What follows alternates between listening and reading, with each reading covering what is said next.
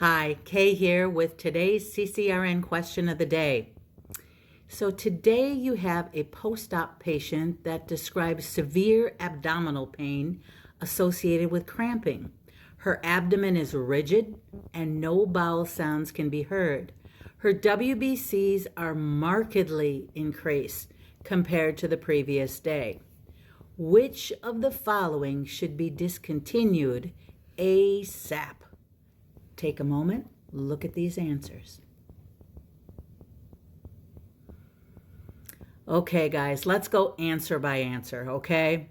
First of all, let's take a look at antibiotics. Okay, so that doesn't make sense, right? So her WBCs are markedly increased compared to the previous day. We're not going to discontinue antibiotics. However, this may be a sign that we're on the wrong one, right? So maybe the antibiotic therapy has to be modified, but we're certainly not going to discontinue antibiotic therapy. Secondly, lactated Ringer's infusion. So if this person is getting lactated Ringer's infusion, we're not going to discontinue fluids, are we?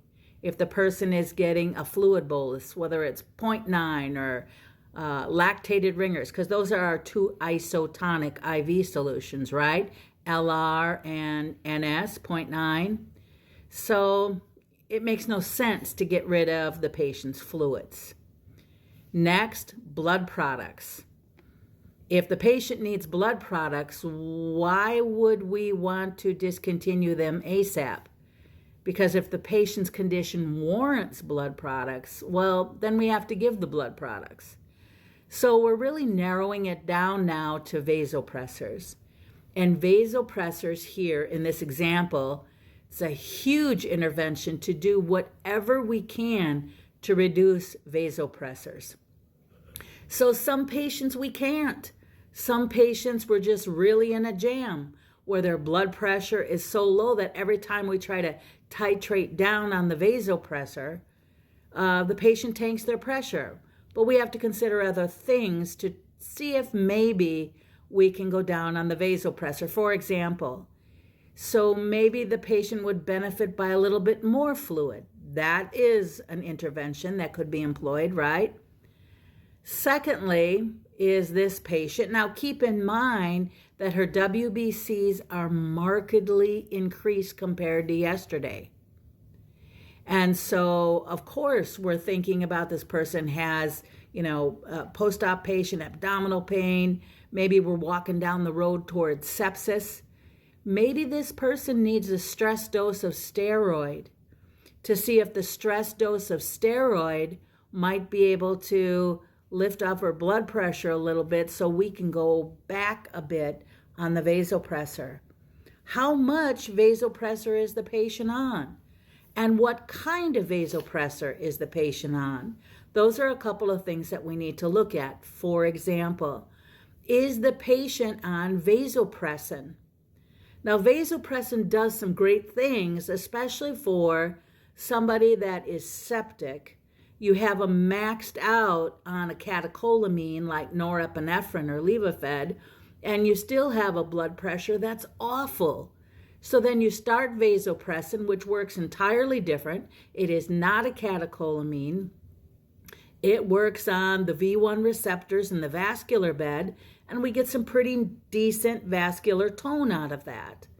The problem is that when we're talking about vasopressin, it's not real specific. And what I mean by that is that while you're busy using it in order to increase your patient's blood pressure through vasoconstriction, you also have vasoconstriction of the splanchnic vessels.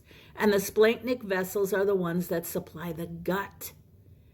And so if you are constricting the splanchnic bed of vessels that supply the gut, then now you could perhaps have gut ischemia, maybe with a perf.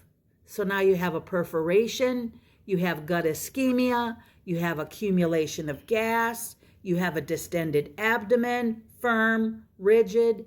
I mean, these are all things that we need to be thinking about, especially with vasopressin. And so again, closely looking at what we're giving. And I know we don't like purposely give high dose vasopressors just for fun. It has to be a situation where the patient's blood pressure is such that we're kind of forced into it. But looking at alternatives may be very beneficial here. Like I said, including the stress dose of steroid, because in this clinical situation, maybe this person has depleted all their stress hormone just by virtue of being critically ill. So the answer for this question is D. I hope you've enjoyed my question of the day for today. Please head over to my website, khoppypresents.com, and check out all the online courses that I have to offer. Have a blessed day, everybody. Bye-bye.